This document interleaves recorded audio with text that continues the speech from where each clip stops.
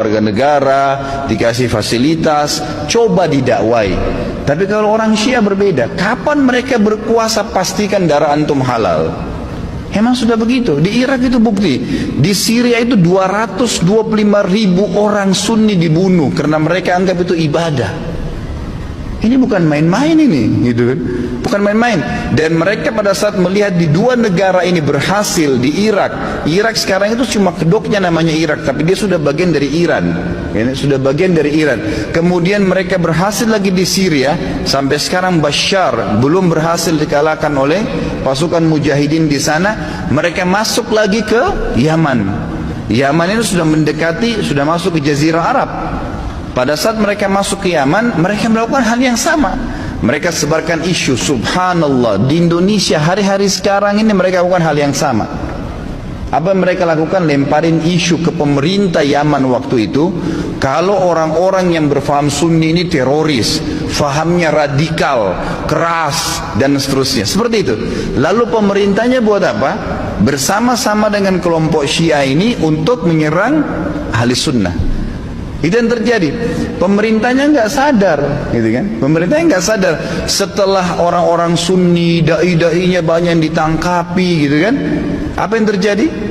Pasukannya orang-orang Syiah menguasai pemerintahan dan akhirnya menguasai pemerintahan itu. Itu yang terjadi. Baru berapa hari berkuasa sudah dipasang pelang-pelangnya Khomeini, sudah pakai simbol-simbol Syiah semuanya, halal darahnya ahli sunnah. Ini pemahaman Islam dari mana ini? Pemahaman dari Islam dari mana membunuh seorang muslim? Nggak mungkin, gitu kan? Sekali lagi ya, orang-orang Sunni tidak membunuh orang-orang Syiah kecuali memang mereka melakukan kerusakan. Mereka tinggal di tengah-tengah umat muslimin, gitu kan? Dianggap bagian dari umat Islam, didakwahin. Orang yang sesat harus didakwahin, gitu kan pemahamannya ya, jadi jelas sekali.